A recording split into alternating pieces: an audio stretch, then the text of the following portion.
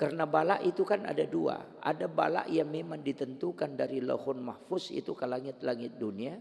Dan itu ditakdirkan. Ketika turun ke langit-langit dunia itu tidak bisa ditarik, Pak. Jadi takdir itu ada yang memang ditakdirkan oleh Allah tidak bisa ditarik lagi. Takdir seperti ini itu bisa sampai dalam bentuk hal yang berbeda. Makanya kenapa ada doa itu bisa menyebabkan bala, istilahnya takdir itu bisa berubah. Karena takdir itu bisa berubah, Pak, tapi tidak bisa dirubah. Ini istilah yang beda ya. Takdir itu bisa berubah tapi tidak bisa diubah. Kalau berubah berarti Allah yang merubahnya. Kalau dirubah berarti kita yang merubahnya. Jadi kalau Allah yang menetapkan takdirnya itu bisa berubah ketika dia yang merubah. Sama dengan Pak Bupati ketika dia bikin aturan itu tidak bisa dirubah. Tapi dia bisa merubahnya ketika dia yang bikin. Takdir itu bisa kenanya ada dua. Takdir pertama itu bisa datang dalam bentuk yang langsung, bisa juga dirubah oleh Allah. Makanya doanya guru Pak Prof. Quraisy Shihab itu dia mengatakan, ya Allah, ketika engkau telah mentakdirkan sesuatu yang tidak baik dan tidak bisa engkau menariknya, maka kumohon kepadamu sampaikan kepadaku dalam bentuk yang halus. Saya kasih contoh. Kenapa dikatakan as-sadaqatu tadfa'ul bala? Sedekah itu menolak bala.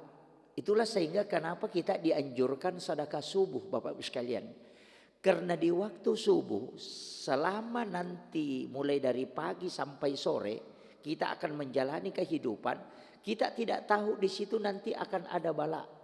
Sehingga kalau kita melakukan sedekah subuh itu akan menolak bala sampai sorenya. Kenapa dianjurkan sedekah subuh?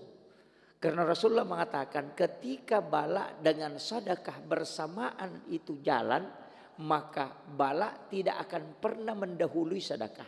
Selalu sedekah yang lebih dulu menolaknya.